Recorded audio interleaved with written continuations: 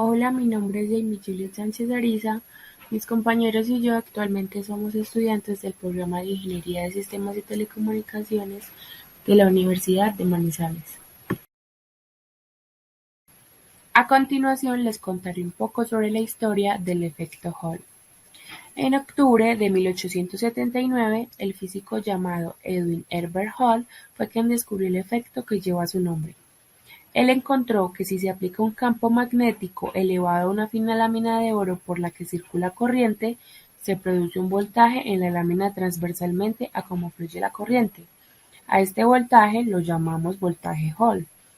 Esto consiste en la aparición de una diferencia de potencial transversal en un conductor o semiconductor, por el cual circula corriente. Esto siempre y cuando haya un campo magnético aplicado en dirección perpendicular a esta.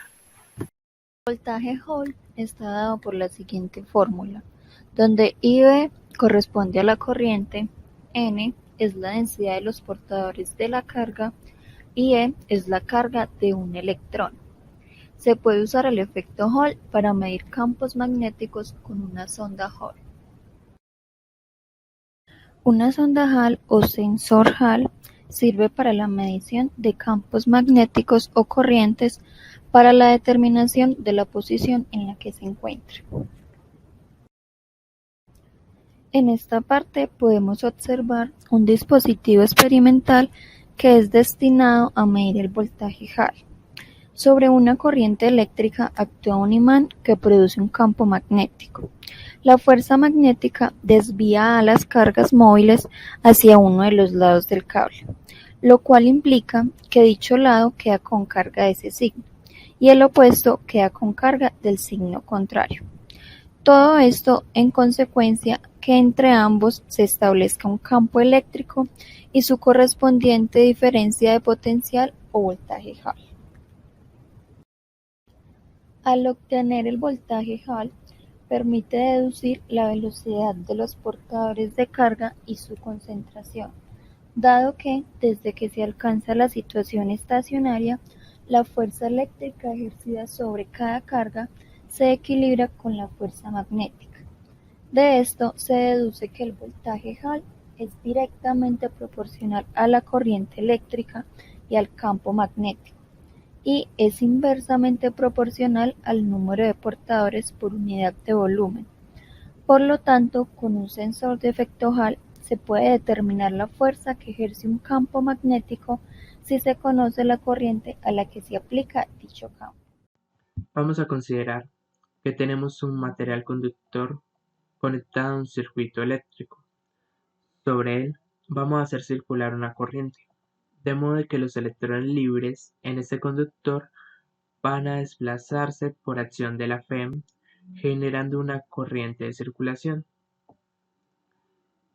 Si acercamos un imán, de modo que su polo norte quede vertical y perpendicular al conductor, tendré un campo magnético que se genera sobre la superficie del material conductor. Este campo magnético será perpendicular a la corriente, lo que producirá una fuerza magnética que vamos a evidenciar, ya que las cargas negativas que se encuentran sobre el conductor van a tender a desplazarse en el sentido de la fuerza magnética, como indica la figura. Esto me genera que si las cargas negativas van desde este lado de la figura, quedará este polo del conductor con cargas positivas, que va a generar una diferencia de potencial similar a la diferencia de la potencial de la placa, lo que vamos a llamar potencial de Hall. Este potencial nos va a permitir detectar la magnitud del campo que se acerca al conductor mediante el valor de este voltaje. Y a esto se le llama efecto Hall. Por otra parte, el sistema funciona donde la suma de estas fuerzas de Lorentz, tanto la magnética como la eléctrica, se equilibran, de modo que la fuerza eléctrica es igual a la fuerza magnética. Reemplazamos sus valores donde tendremos que la fuerza eléctrica es el campo por la carga que lo percibe y donde la fuerza magnética será igual a la carga que se traslada de una cierta velocidad por el campo magnético que se aplica sobre el conductor.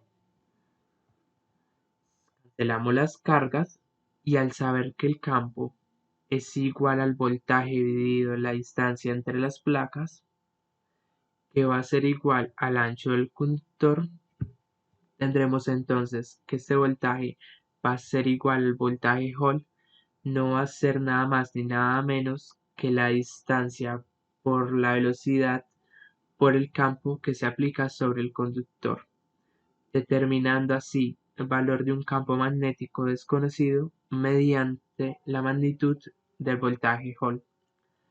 Resulta ser que la velocidad de los portadores suele ser difícil de determinar, y es por eso que vamos a recordar unas expresiones como la densidad eléctrica, que era igual al número de portadores o de electrones libres que hay en el conductor por el valor de la carga de cada portador libre o carga libre, y la velocidad con la que circulan esas cargas.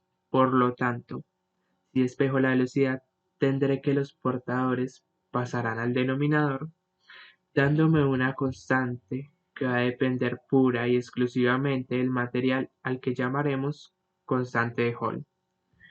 Esa constante multiplicada por la densidad de carga, que va a dar igual a la velocidad. Pero recuerdo que la densidad de carga no es nada más y nada menos que la corriente dividido el área de la sección atravesada que sigue el conductor. Tendré que esta área es igual a esa porción amarilla que aparece de espesor E y de ancho D,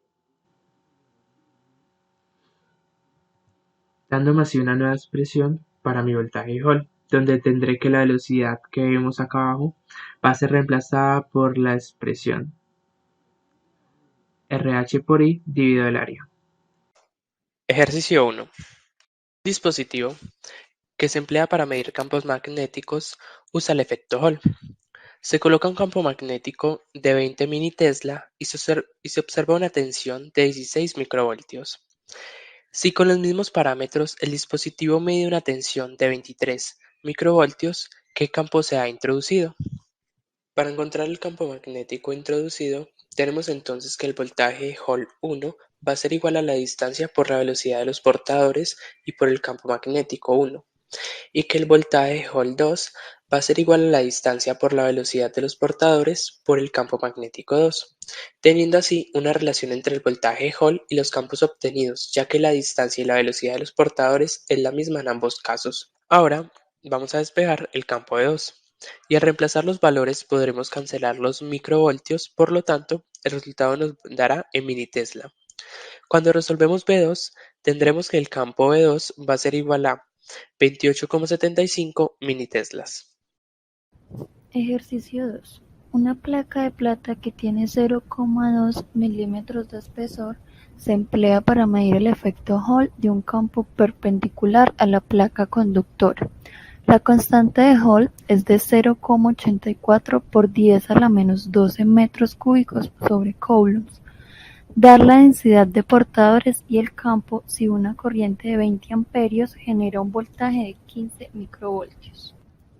Para determinar la densidad de portadores o el valor de N, tendremos que despejarlo de la constante de Hall, que era igual a 1 sobre el número de portadores por el valor de carga. Si la carga es de un electrón, tendrá entonces que al reemplazar los datos, despejando el número de portadores, se tendrá como resultado 7,44 por 10 a la 31 sobre metros cúbicos. Para el siguiente punto, consideramos el caso donde se obtiene el voltaje de Hall en función de la corriente. También podemos ver que está dividido el área de la sección atravesada por la corriente eléctrica. Si miramos, el material conductor es igual al área de un rectángulo que va a tener espesor E y largo D, donde el área sería largo por espesor. Reemplazamos estos datos y tendremos que el ancho en el material conductor es el mismo.